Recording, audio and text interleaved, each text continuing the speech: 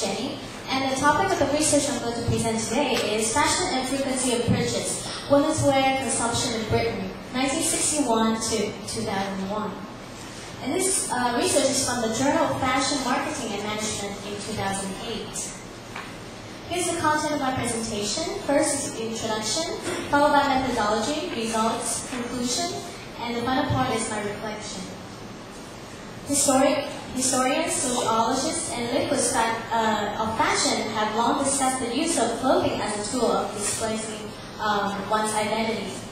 And the case of women's wear provides a vital visible example of interdependent consumer behavior for economists, especially the formation of personal preferences.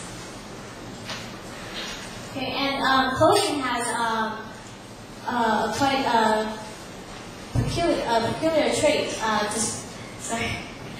It has traits of both durable and consumables.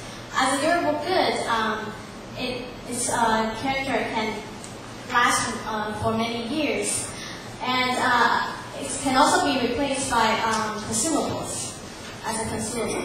And this paper argues that in modern British society, clothing has transformed its property as a consumable. And there are several explanations for the rise of the demand for women's outerwear in the past. And the first effect is called age effect, and particularly of the consumers under the age of 25. And the next one is called the generation effect. It's the effect of size and the cultural identity of subgroups, particularly the post-war generation. And the last one is called period effect. It's related to the income effect. And there hasn't been any rigorous microanalysis of changes in the socio-psychological use of clothing using expenditure data.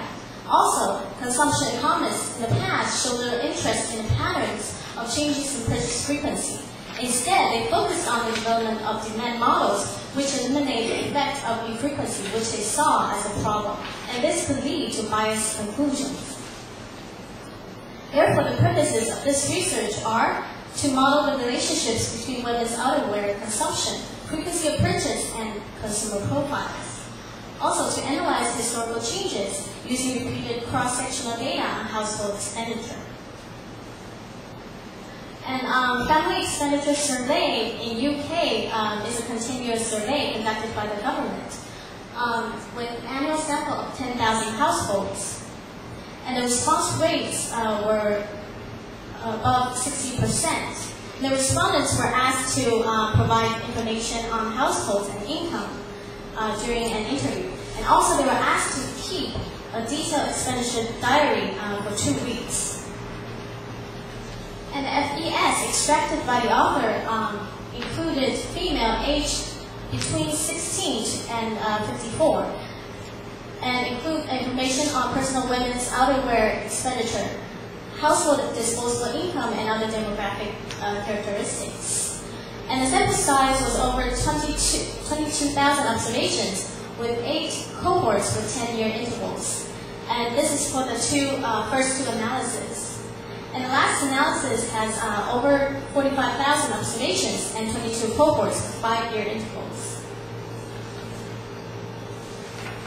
And the Tobit model has been used by several researchers in the past, but only for surveys that last longer than this current one.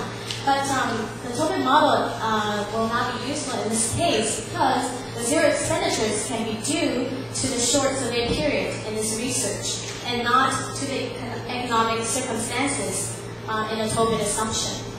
Also, frequency of purchase and the level of spending may be different decisions, influenced by different factors. But the Tobit model addresses the two decisions together, and this could lead to biased results. Therefore, the researcher decided to use two-part model, or the complete dominance model. In this model, zero expenditures and the observed cost of expenditures are two discrete variables.